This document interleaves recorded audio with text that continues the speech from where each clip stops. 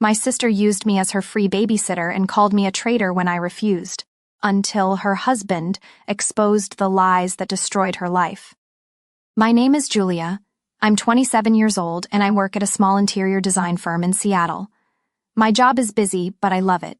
It's one of the few things in my life I get to choose for myself. The rest, well, I barely have a voice in my own family. I have an older sister named Melissa, 4 years older than me. She's married and has 3 sons, triplets, all 6 years old. Melissa is the kind of person who makes the whole world revolve around her, and for some reason my parents think that's perfectly reasonable. As for me, I'm always the backup plan. Babysit when I'm free, babysit when I'm tired, and even when I'm trying to enjoy myself, I somehow end up back on aunt duty. Last year, we had a family vacation at the Oregon coast, a trip I had really looked forward to. I had requested time off work early, excited to take walks on the beach, check out seaside coffee shops, and especially visit an art exhibit I had missed for years. My mom said she'd booked the hotel for the whole family and that this time I'd actually get to relax. Sounds great, right? But when we got there, I found out I'd be sharing a room with the 3 boys, while Melissa and her husband had their own suite with an ocean view balcony. I barely had time to react before my mom handed me the key and smiled. "The boys love you, Julia. They won't be any trouble, no trouble." That first night, one cried over a missing teddy bear, another ran circles looking for the TV remote, and the third asked me 5 times if he could have snacks at midnight. I was exhausted and barely slept. I lay awake in a pitch-dark room, listening to heavy breathing and little snores, wishing I could vanish. The next morning, I tried to get just 1 hour to visit the exhibit, the one thing I truly wanted to do on this trip. But as I finished getting dressed, Melissa texted me, "Where are you going?" "Josh is about to head out. Can you watch the kids for a bit?" That bit turned into nearly 3 hours. When I spoke to my mom about it, she gently said, "You're staying for free, sweetie. It's only fair you help out a little." I wanted to scream, "Free? I wasn't mooching off anyone. I have a job, I'm independent, I paid for my own bus ticket, and I took PTO just to be here." But every time I tried to push back, I was met with disapproving stares. I felt like a stranger in my own family.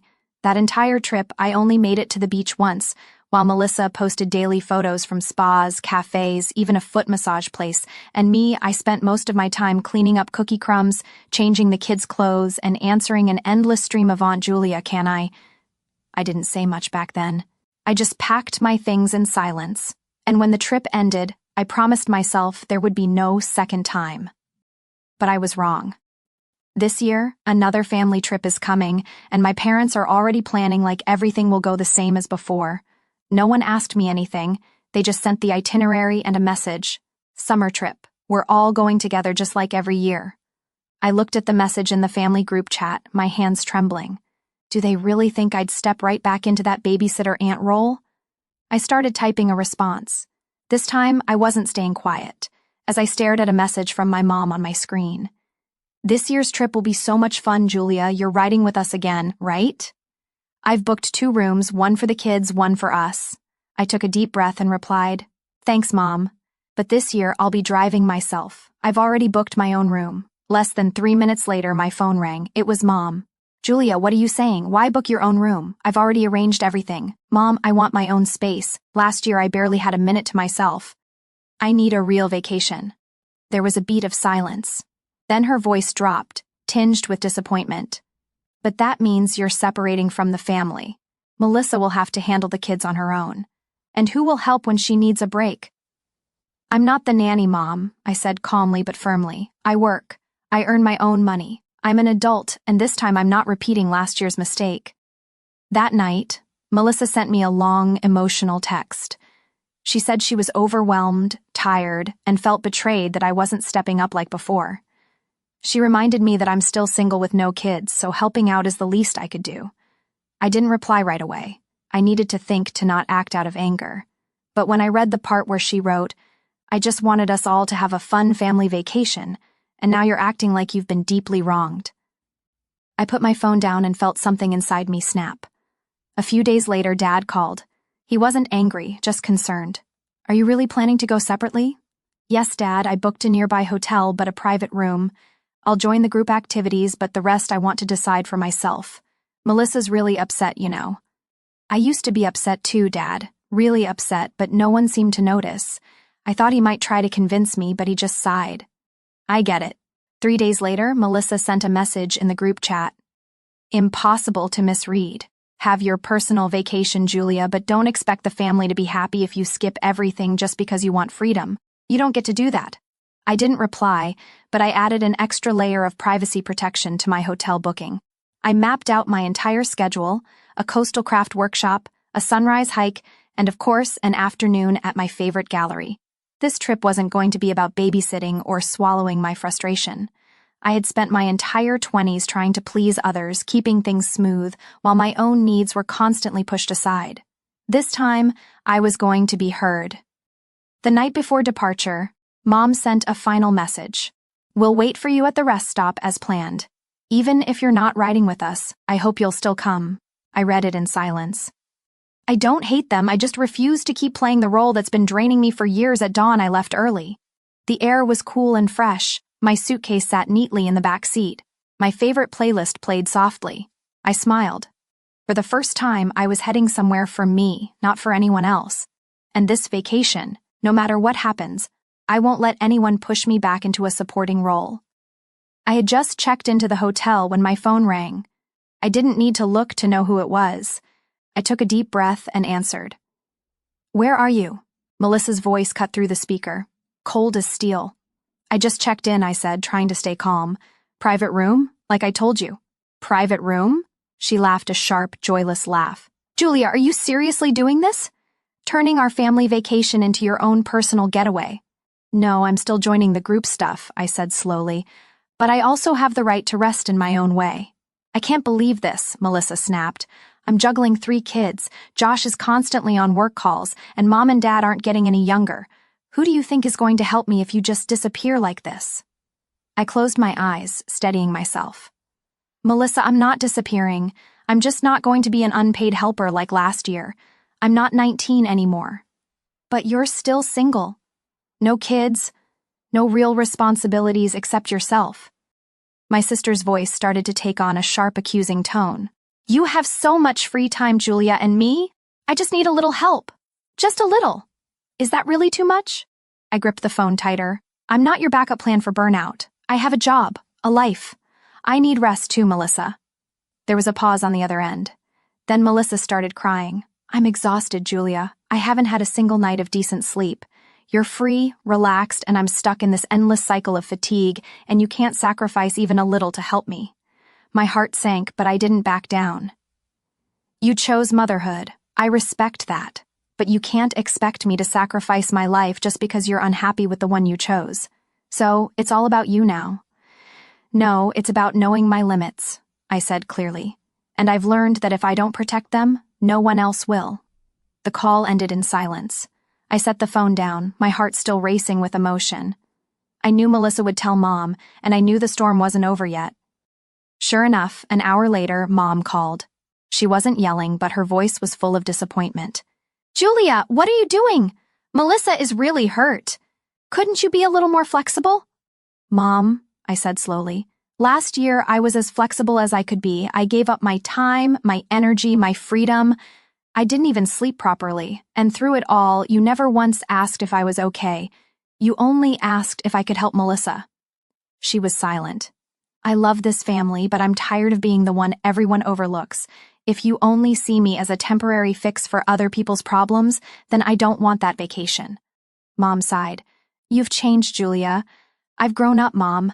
I didn't know if they truly understood or just felt like I was rebelling. But I knew one thing for sure. This was the first time I hadn't backed down under family pressure, and whatever came next, I was no longer the person who said yes just to keep the peace. That night, I took a walk alone along the beach. The sunset lit up the sky in gold. The ocean breeze ran through my hair, and I felt a strange, peaceful clarity. I realized I might be upsetting people, but for the first time, I wasn't betraying myself. I had never thought I'd post anything personal online, especially not about my family. But after the call with Mom and Melissa's passive-aggressive texts, I felt suffocated. I needed to say something, not to vent, to clear my mind. So, I created an anonymous Reddit account, went to a casual life stories subreddit, and wrote, I shared about last year's vacation, how I had to sleep with 3 kids while my sister got her own room. I explained how my family assumed I was available just because I wasn't married or a mom. I kept details vague, no names, no locations. At the end, I asked, "Am I wrong for wanting a real vacation for myself?" I didn't expect it to blow up, but within hours there were hundreds of comments and most supported me. Some said I was too patient. Others said I should have drawn the line long ago. Many shared similar stories where self-sacrifice was treated like duty and independence was seen as selfishness. I read every comment feeling both relieved and sad.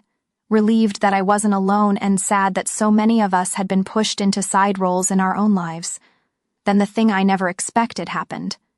Melissa saw the post. She called me at 6 a.m. the next morning while I was having coffee on my hotel balcony watching the sunrise. "Did you write that?" she demanded, her voice sharp. I stayed calm. "You recognized it was me? How could I not? You think you're anonymous? You described everything in detail. Who wouldn't know it was about me? I didn't name anyone, but you made me a joke in front of thousands. Do you know how many people are calling me selfish now?" I didn't make anyone say anything, Melissa. They're reacting to what they read, and what I wrote was the truth. There was a beat of silence. Then she started crying, not with hurt this time, but with fury. "You destroyed my image, Julia. You humiliated me in front of the entire world." I didn't answer because what she cared about was image, not truth.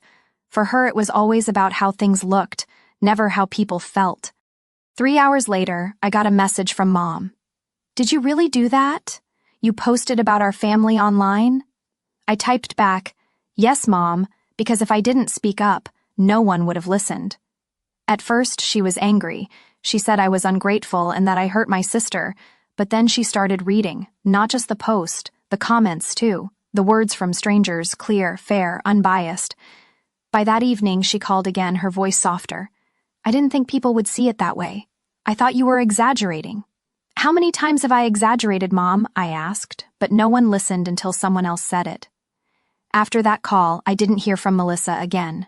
But Dad called. He kept it brief. "Your mom and I just talked to your sister. We all need to have a proper conversation. But I want you to know I'm sorry I didn't see it sooner about everything." I was stunned. I couldn't remember the last time I'd heard Dad say sorry. That night, I got a message from someone unexpected. "Josh, Melissa's husband. I'm sorry for letting you be taken advantage of. I'm talking to Melissa. I think she needs to change." For the first time in years, I felt like someone in the family actually had my back. Not out of obligation, not for the sake of peace, but because they saw the truth. 2 days after my post went viral, Mom called again with a short, heavy message. "Julia, the vacation's canceled." I froze. Not out of shock, just an unexpected wave of emotion. Part of me felt relief. Another part felt sadness. I had longed for a vacation for myself after so much sacrifice. But instead of getting that freedom, I ended up paying for the truth being exposed too quickly, too loudly. "Since your post, Melissa hasn't really spoken to anyone." Mom sighed. "Josh got so upset he left to stay with his parents in Olympia. Your dad and we need time to reflect." That one sentence told me everything had escalated more than I imagined. That evening, I received a message from Josh. "I'd like to meet in person, just you and me. Not through Melissa, not through your parents." We met at a quiet cafe not far from my hotel. Josh arrived on time, looking tired, but his eyes were clear. None of the awkward avoidance I used to see at family dinners. "Thank you for being brave enough to speak up," he said as soon as he sat down. I knew Melissa had control issues, but I didn't realize she was. I didn't even need to ask. I knew he meant about the money. "I don't blame you," I said, "but it's hard to believe you didn't notice." Josh shook his head. "She told me she'd given you money, even described it in detail. Cash in an envelope left on the kitchen counter. Every time I asked, she had a reason." I gave a dry laugh. "If there was an envelope, it must have been meant for someone else." I checked the bank statements and asked Melissa directly. "She admitted she only gave you money for pizza a couple of times. The rest she kept?" I nodded, no longer angry, just deeply disappointed. "I love Melissa, Julia, but I won't let her walk all over you just because you speak up less." I looked him straight in the eyes. "So, what are you going to do? Make her apologize properly and pay you back everything she owes?" I didn't answer right away. My mother's words echoed in my mind. In a family, we have to be the one who bends. But what I was doing wasn't because I didn't love my family, it was because I finally chose to love myself. The next morning, Melissa showed up at my hotel. Her eyes were red and she was holding an envelope. Josh stood behind her, arms crossed. "I'm sorry," she said, voice so soft it was barely audible, "for taking advantage of your kindness, for lying, and for turning a family vacation into a stage to control you." I stayed silent. She handed me the envelope. "This is the money I owe you, every cent." Josh made me recalculate all of it. I didn't open it. I just looked at her and asked, "Do you think things can ever go back to the way they were?" She shook her head. "No. And I think maybe that's a good thing." I felt the corners of my mouth lift slightly, unsure if it was a smile or something more bittersweet. "I need help," Melissa added. "Josh asked me to start seeing a therapist." I agreed, but I'm not sure I can fix everything, I responded slowly. "You don't have to fix everything in one day. But if you can start by respecting other people, especially the quiet ones, that's already more than enough." Melissa nodded, and for the first time, she didn't look like the powerful older sister. She looked like a woman trying to find herself again after a long chain of mistakes. And the vacation, though it didn't go as planned, gave me more than any beach party or sunset ever could. It gave me clarity. It gave Melissa a mirror, and it gave my whole family a chance to change, or at the very least to begin learning how. 3 weeks after the first vacation was canceled, I got a call from Dad. He didn't say much, just gently offered. "Julia, your mom and I would like to take you out to dinner, your favorite restaurant, The Pines, this Saturday." I hesitated for a second, then nodded, even though they couldn't see me. Maybe after everything, we all needed a dinner with no arguing, no blame, just a fresh start. That evening, when I walked into the restaurant, my mom stood up first and pulled out a chair for me. That had never happened before. Dad smiled awkwardly like a small-town teacher who'd just fumbled his lecture. "We're sorry," Mom said, even before the appetizers arrived, "for minimizing your feelings, for giving you burdens that were never yours to carry." I looked at her, and for the first time she seemed smaller. Not in stature, but in the way she spoke from the heart, not from her role as the adult in the family. "We're planning another trip," Dad added. "This time you can travel separately, stay separately, and join only the things you want to. No one will ask you to babysit, we promise." I asked, "What about Melissa?" Mom glanced at Dad, then said, "She's in counseling," Josh convinced her, "and honestly, she's beginning to realize she needs to change." I didn't respond right away. I thought of all the years I had compromised, shouldered responsibilities that weren't mine. Part of me still feared all these promises would disappear like morning fog, but another part of me wanted to try believing again.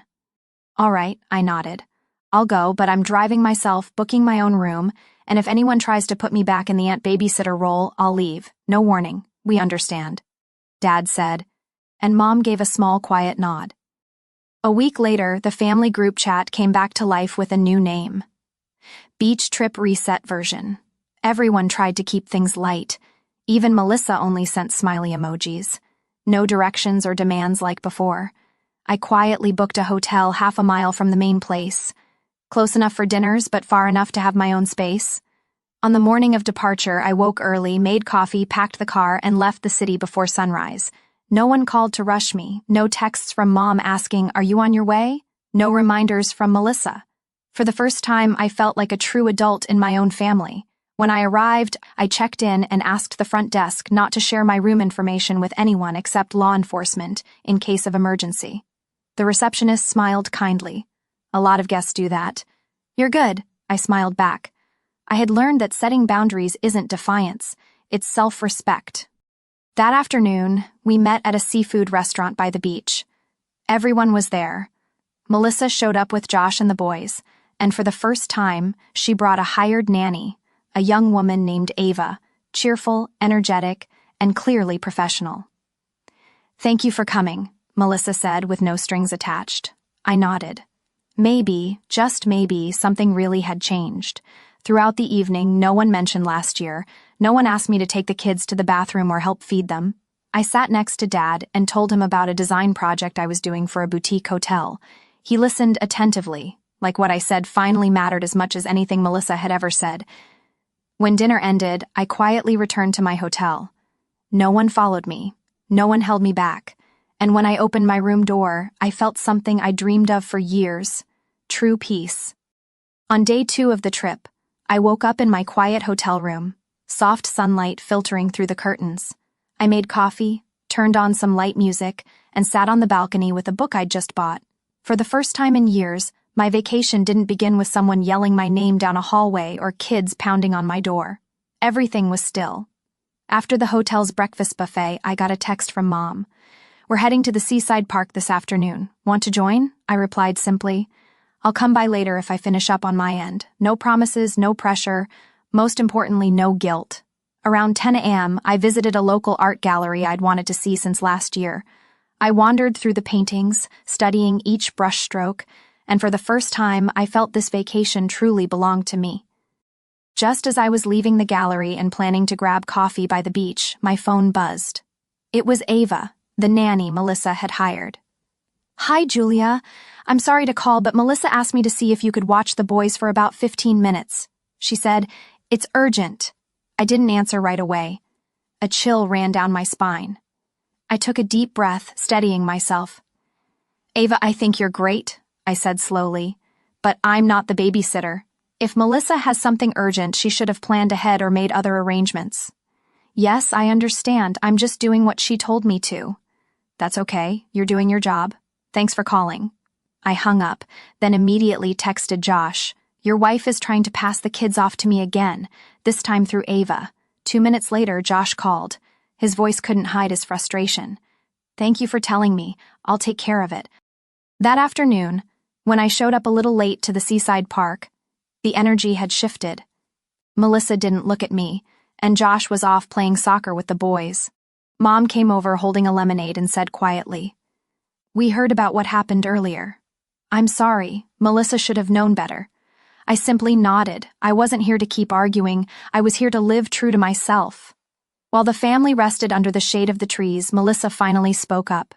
No sarcasm, no complaints, just a simple sentence. "Thank you for not making a scene earlier." I looked at her calm and steady. "I don't need to raise my voice for someone to realize what shouldn't be done. I've said enough." Josh nodded silently, a quiet confirmation. And from that moment on, no one brought up just a few minutes of help again. The following days passed peacefully. I took walks alone, visited seaside cafes, and even befriended a local artist who invited me to join her outdoor painting session. When the family had group activities, dinners, the aquarium visit, or a beach barbecue, I joined on my terms, enjoyable, never forced. I wasn't avoiding them, but I also wasn't allowing myself to be pulled back into an old role. On the final day of our vacation, the whole family gathered on the beach, the sunset casting golden light over the waves. Melissa sat next to me for the first time, not glued to her phone or chasing after the kids. "You've really changed," she said softly, "and I think I'm starting to learn to accept that." I smiled without saying anything because I knew that real change doesn't come from promises. It comes from saying no firmly, even when it's misunderstood. This vacation wasn't perfect, but it was the first time I felt truly free around my family. Not because they completely changed, but because I did first, and I held my boundaries.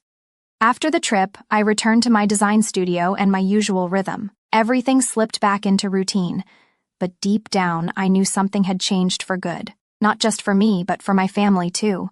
One weekday afternoon, while organizing drafts for a hotel project, I got a short email from Josh titled "Update on Melissa." I opened it, not expecting what I read in the first few lines. I took Melissa to her first therapy session this morning. It wasn't easy, but she didn't react like she used to. She listened. Josh shared that the therapist had said something that left both him and Melissa speechless. Being a mother doesn't mean losing your personhood, but it also doesn't give you the right to make others carry your responsibilities. According to Josh, Melissa cried through half the session when she realized how she had used motherhood as a reason to control those around her, especially me. At the end, Josh wrote, "I'm sorry it got this far, but thank you." If you hadn't stood your ground, Melissa might never have looked at herself. I didn't reply right away, not out of coldness or anger. I just needed a quiet moment to feel something rare. Growth from the very person who used to make me feel invisible. 2 weeks later, Melissa texted me to ask if I'd have lunch with her.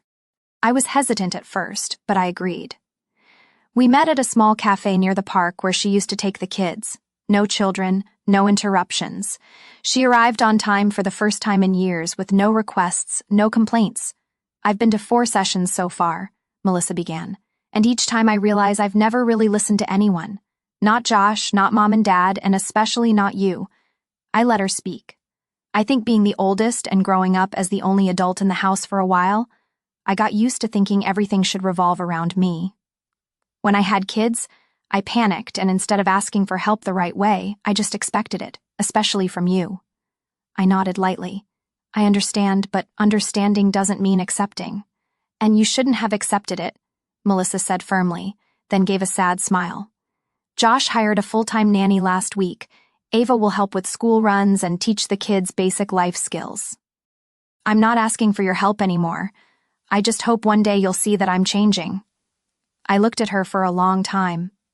I saw the tiredness, but none of the old pride. Instead, there was something real, humility, the clarity that comes after being overwhelmed for too long. From that day on, things started flowing in a new direction, slowly but steadily. Mom called me weekly, but always began with, "Are you free?" Not, "Can you help me with something?" Dad started sending me pictures of the garden bench he built himself instead of asking me to do it for him. As for Melissa, she was still relearning how to be just a sister, not a commander. Sometimes the old instincts came back, but I knew how to hold the line now, and she was learning to stop before crossing it. I kept the healthy distance, not to stay away, but because I was rebuilding a bridge, one with stronger supports, clearer boundaries, but wide enough for both sides to meet if we both chose to walk across. When fall arrived, I received a handwritten card from Melissa. Just one sentence written in the familiar, rounded handwriting I remembered from high school. "Thank you for not staying silent forever." I held the card for a long time, not because I was overwhelmed, but because I knew this wasn't the end of the story. But at least from now on, I wouldn't be the only one listening without being heard. And that, for me, was a beautiful beginning to any kind of change. About a month after coming back from vacation, I got an unexpected message on Instagram. It was from Emily, the woman who worked at the little bookstore on the corner, where I often spent my weekends. "Hi, Julia. I don't know if it's coincidence or fate, but I read that Reddit post and I knew it was you." My heart skipped a beat. Not from shame, but because I never expected someone from my real life to connect with a story that began with frustration and ended with self-respect. Emily had always caught my attention, not because she was flashy, but because of the way she patiently introduced each book with a gentle smile. Always kind, never superficial, like someone who could see right through people without needing many words. I replied, "I guess that post traveled further than I thought." She messaged back almost instantly. It did, because it was real, and because so many people have been Julia in their own families but never found the words. We made plans to meet the following weekend at an outdoor art exhibit downtown. Nothing formal, just 2 people walking side by side, talking about art, books, and the boundaries everyone should learn to set early on. I didn't tell Emily how many sleepless nights I'd spent because of a careless comment from someone in my family, but I did share how I once learned to stay silent and how I finally had to relearn how to speak up. She listened without judgment and said one thing I'll never forget. "You're not selfish, Julia, you're just loving yourself. And there's nothing wrong with that." That's how my relationship with Emily began slowly. No pressure, no rush, no need to heal each other. Just presence, listening, and mutual respect. As for my family, things are moving in the right direction in their own way. Melissa continues therapy. Our conversations are no longer tense. One time, she even sent me photos of watercolor paintings she did in an art class. Instead of controlling, I'm learning to let go. Josh is more involved with the kids now. Every weekend he takes them out on his own, giving Melissa time to breathe or just be herself for a bit. My parents, they've learned something powerful from my long silence. They don't send messages saying, "Can you help?" anymore. Instead, they say, "If you'd like to join us for dinner, we'd be happy to see you." It may seem small, but to me, it's a whole new way of breathing in a relationship that used to suffocate me. I still keep my own room whenever I visit. I still say no when I'm tired, and I still choose peace over pleasing everyone. One early autumn night, Emily leaned against my shoulder on the wooden bench in my backyard, the porch lights casting a soft glow around us. She turned and asked, "Do you think your family really gets it now?" I smiled and squeezed her hand. They don't have to understand everything as long as they respect it. And this time, I think they finally do. My story isn't a miracle. There's no dramatic transformation, no tearful finale where everything's fixed, but it's a real journey where I learned to stand my ground and learned how to love others by first being kind to myself. And if someone asked me what changed a deeply rooted family dynamic after all those years, I'd simply say I stopped saying yes to things that broke me, and I started living like I was worth it. My story isn't just about reclaiming the right to rest, it's a reminder that prolonged silence can become a burden. I used to be the easy one in the family until I learned that love shouldn't come with unconditional sacrifice. Today, I have my own life, a healthy relationship, and a family that's slowly learning to love without control. I'm no longer the free babysitter. I'm myself, whole and independent,